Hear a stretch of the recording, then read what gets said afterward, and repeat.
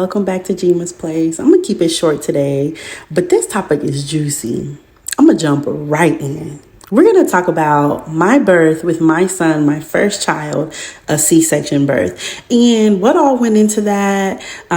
This will probably be a series because I really want to educate and give my sisters and individuals that are birthing individuals the good, the bad, and the ugly, because I did have a C-section with my first, and then I had a vaginal birth after C-section with my second. So let's jump into my first. As you can imagine, I did so much research, or at least I thought was so much research, because sometimes you don't know what you don't know. Like, you don't know what to look up. You know what I mean? Like, you don't know what to really dig deeper into. So I did the research that I could and was educated as best as I could be. I can 100% say the second time around was so much better, y'all. Like, but I don't regret the first time because I learned a lot. I really did. And it really wasn't a horrible birth experience at all. But because of how it went down, it catapulted me into really digging deep into my VBAC for my daughter. So the first part of this is going to be my pregnancy journey. So my husband, then boyfriend, and I lived in Minnesota together. We moved together. I had gotten a job and we knew like this is long term. So we moved in together. And I think everybody but us knew like y'all are gonna get pregnant like soon, right? Y'all know what, yeah. So we moved there December. I found out I was pregnant 6 months later, June. Yeah. And we of course wanted this pregnancy. Like, we knew we wanted to have kids together, so it was a happy like pregnancy. And at first, it was definitely an adjustment. Specifically, my husband had to like really come to terms with like oh, it's a baby. I think I was just so high on like, oh my gosh, like I'm pregnant, like, oh my gosh, like I'm joining the band of women, like pregnancies, you know?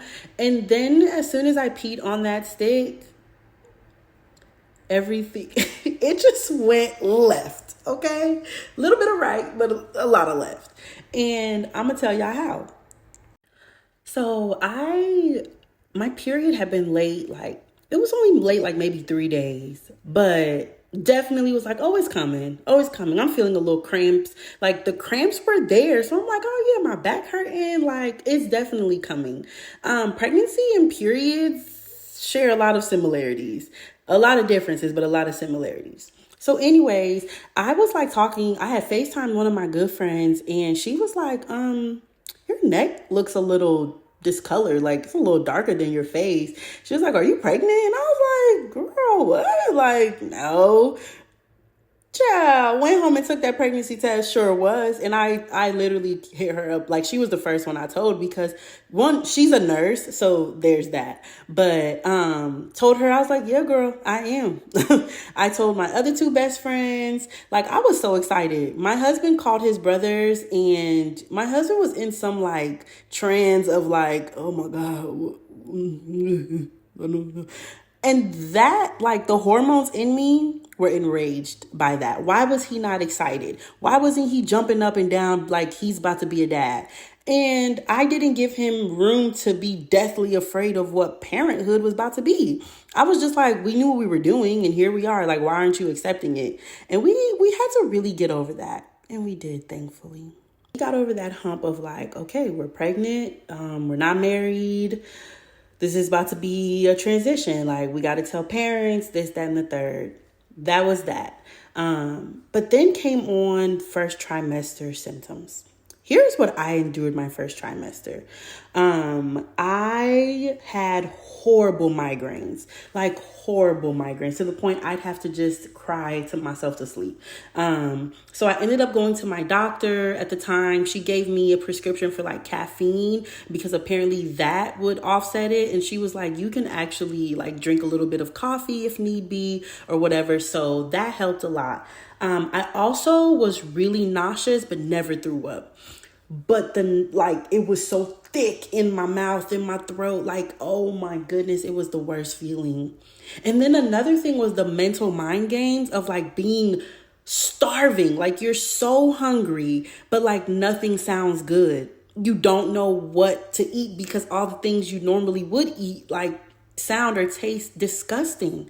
That mental torture was real. Like, I don't know how else to explain it other than like the mental gymnastics of trying to find what to eat that will satisfy you and baby and pregnancy body. It was just a lot. It was nausea, gas. Oh my gosh, the gas. Oh.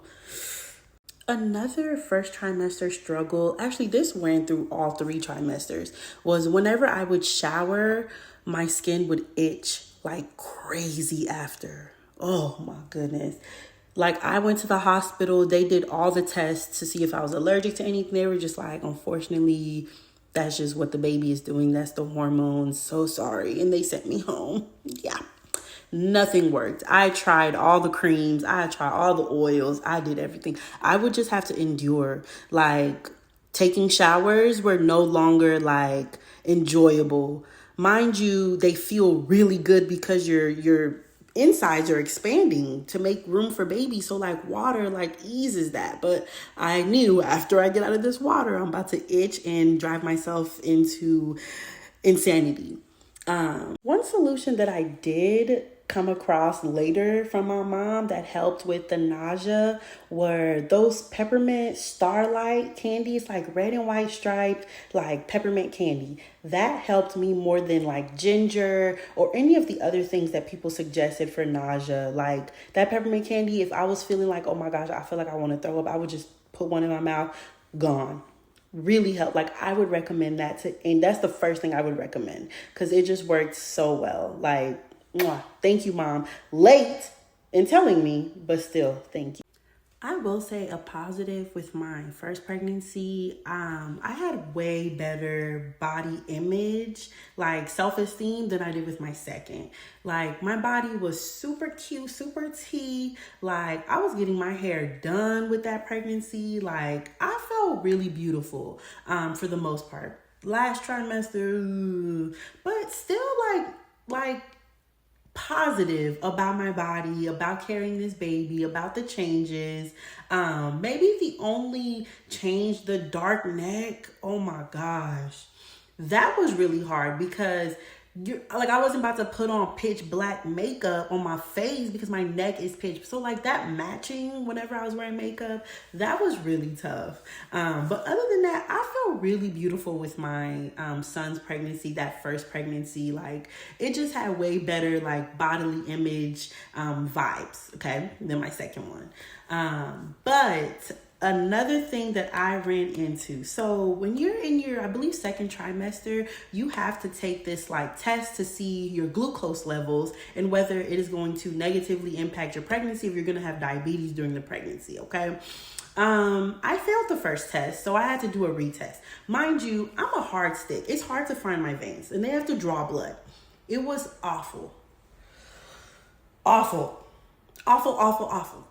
So the way that the first test works, you go to the doctors, you drink like this like weirdly sugared drink. Like, it's like Gatorade. It really doesn't taste that bad. There were people online when I researched that were like, oh my gosh, decline it. Like, tell them to find alternatives.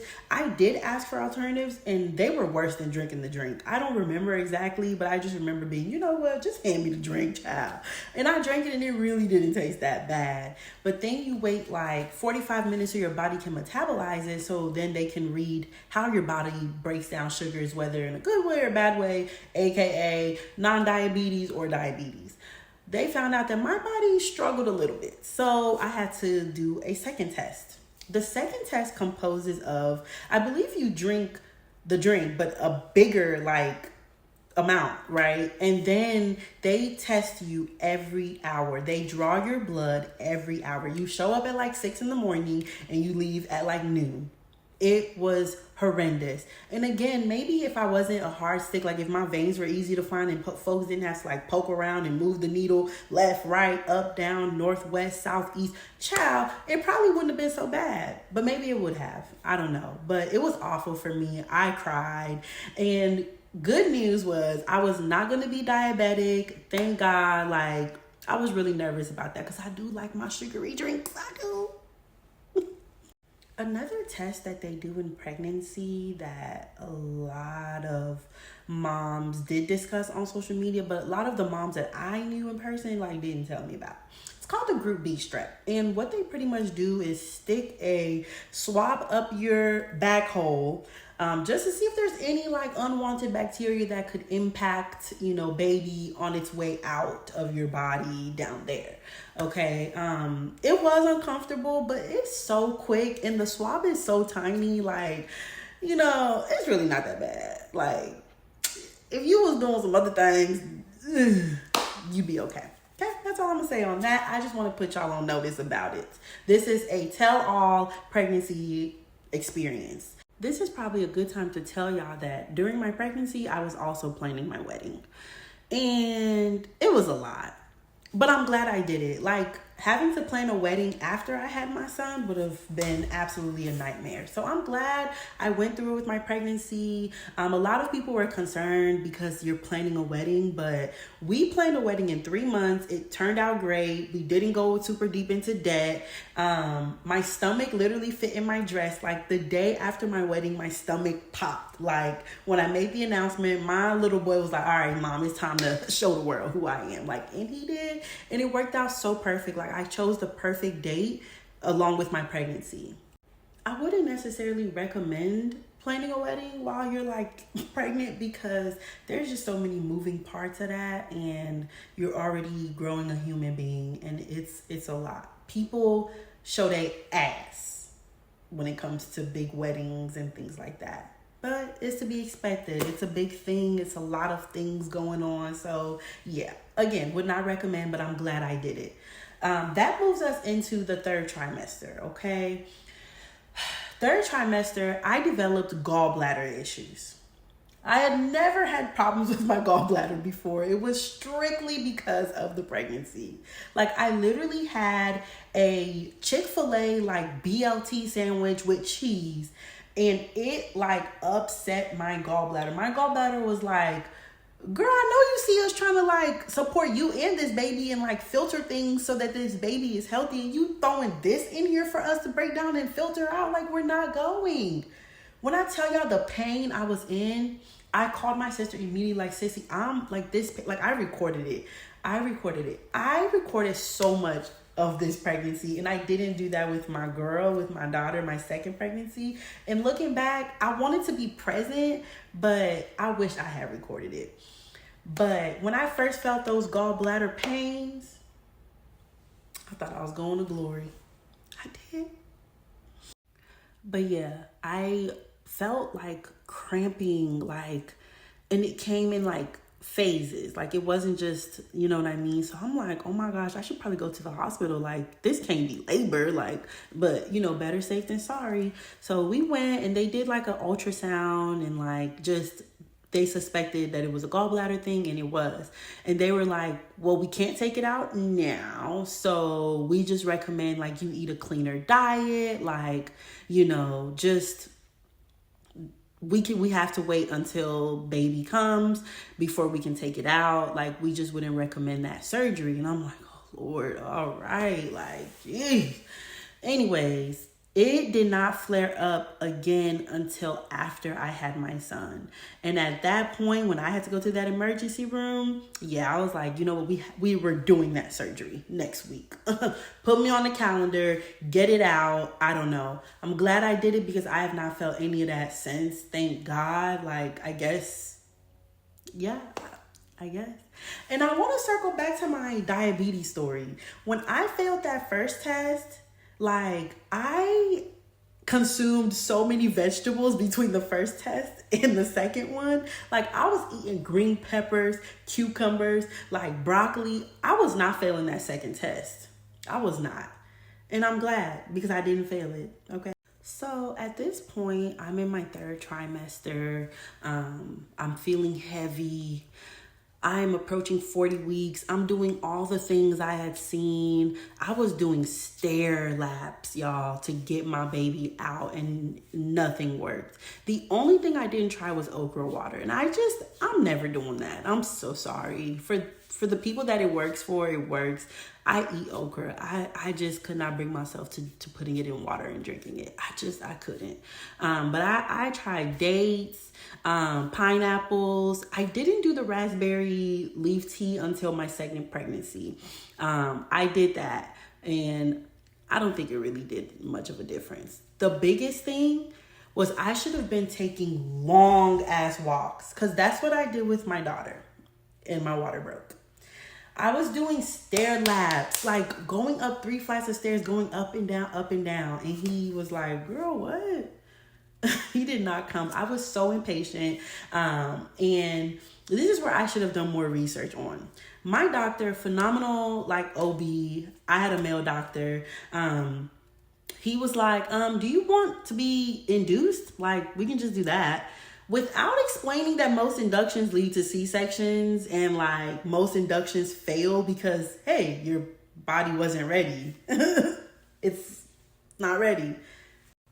So because at this point in the pregnancy, I was mentally tired and also like a newbie, a rookie to the game, like I fell for it. I was like, sure, like I'm 40 weeks, dog. I've been doing all the inversions, walking up and down stairs, days. Like I'm so tired, like get him out of me. And it was Valentine's Day. That was my son's due date. So I'm like, let's just like, he was like, we have an opening tonight. Go home, eat all the foods you want, because during induction, you cannot eat. Didn't mention that induction can take 3-4 days. Like labor takes that long, right? So I'm like, okay, like we're so giddy. We have our bags packed. Like I don't even know what my last meal was, but it wasn't anything great because like my body, like, girl, we wasn't thinking about eating. I'm worried about ejecting this baby out. Like, so ate, went to the hospital, was so excited. And my doctor had briefly like explained the induction process. He didn't explain how the balloon catheter, that is out of everything pregnancy related that I went through, that single-handedly was the worst experience. Awful. If your doctor mentions the balloon catheter, you decline. I don't know any woman that said, okay, yeah, it wasn't that great. Every woman that I've talked to that did it hated herself and hated that shit. Don't do it. So that concludes my pregnancy aspect. We have now moved into delivery. Come back for my delivery story because it gets deeper, okay? The balloon catheter was just the beginning. Anyways, thank y'all for sitting through my first pregnancy, things I went through, what all was going on through my mind, what helped. And really, y'all, like every pregnancy is different. You can do all the research and all the things, but like until you're in it, in the thick of it, like it's just one of those things, like only experience can like teach you about it, right? But if and when any of you guys that are watching this video are pregnant and have questions and need support, please find me. I had someone who I like knew her but kind of didn't, but she literally would text me and just like help me get through what I was feeling, because pregnancy it's just a big old question mark sometimes. Like, so if I can be that to someone else, like I would love to carry that on. But anyways, thank you for joining me. I hope my pregnancy was entertaining. Next series or next video will be about my delivery with my son, the C-section, the aftermath, all of that. So come back, okay? Thank you. It's Jima's Place.